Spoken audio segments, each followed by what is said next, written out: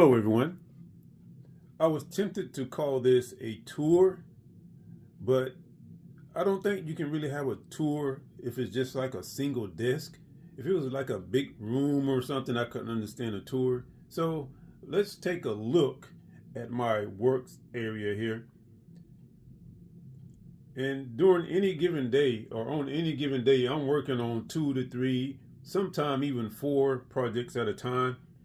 If work slows down on one figure, like if it has to dry or something has to set or I'm waiting on a part or something, then I'll just put that one to the side and start work on another one.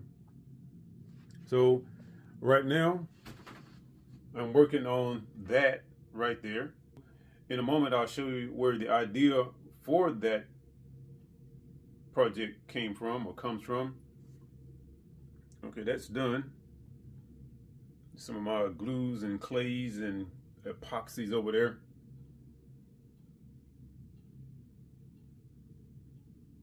That one's done. This one here is, I'm doing some, I guess, pre-work on this one. But this project is coming up soon. I still haven't gotten my lights situated since I relocated my work area here. This is the one I'm working on. And by the way, this picture is where I got the idea for that cross right there. And you may have seen the video on that one, so I won't go into detail. Now also, this figure here, which is about to become a Carnage figure, I also got the idea for this from that. And that will explain all of this right here. And I'll come back to this in a moment.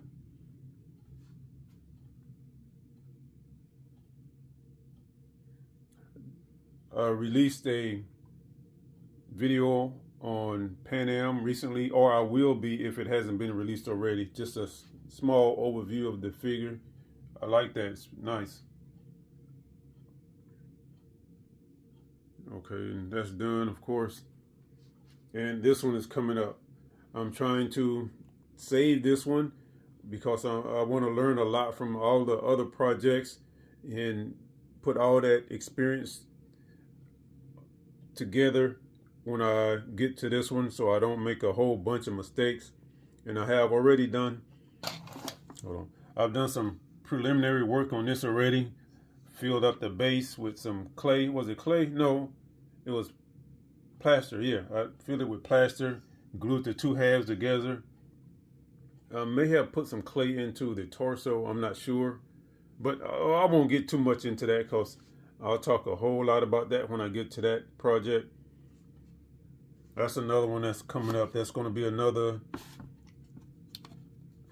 soon to be Carnage figure. I believe that's Spider-Man right now. In case you haven't noticed the theme, folks, I'm doing a lot of, okay, I think I broke his arm. He's gonna need a cast on it. I'm doing a lot of customizations from previous figures into Carnage. But Carnage is my guy, and I am trying to accumulate the largest collection of Carnage figures in the world. And this is probably the easiest and least expensive way to get there. But that's it. This is my new work area. All right, folks, thanks for watching this. Stay tuned. There's a lot more coming up. Bye. Oh, wait a minute. I was supposed to talk more about this, I believe, wasn't I? Okay, let's go ahead and do that. Okay. This cover here by Clayton Crain, that is a nice cover. I really like it. One day maybe I can afford the book. And when I got the idea for that project right there,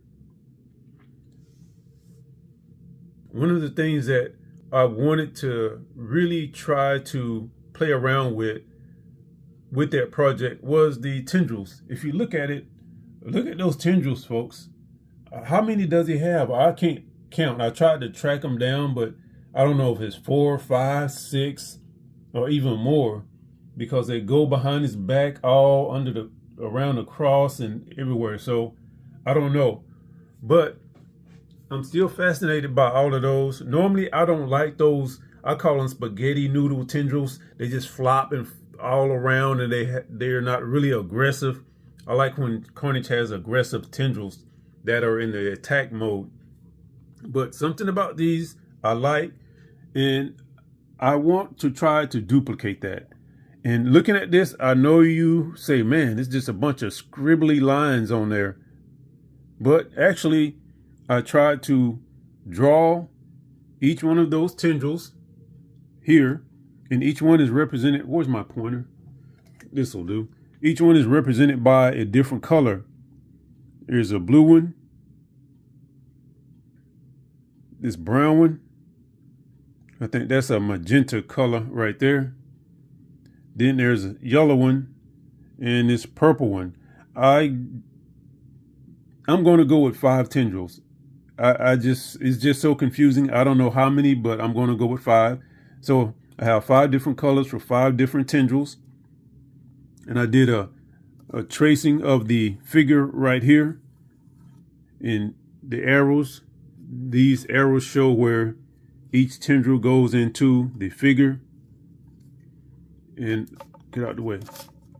And so I'm going to try to duplicate those tendrils using, I think they call this floral wire, really thin, flexible wire. I'm going to try to duplicate those and put those on this figure. And speaking of this figure started out as, you know what? No, I'm going to talk more about that in a separate video, because I'm about to start a series just for this figure right here. All right, folks, that's it. Thank you. Bye.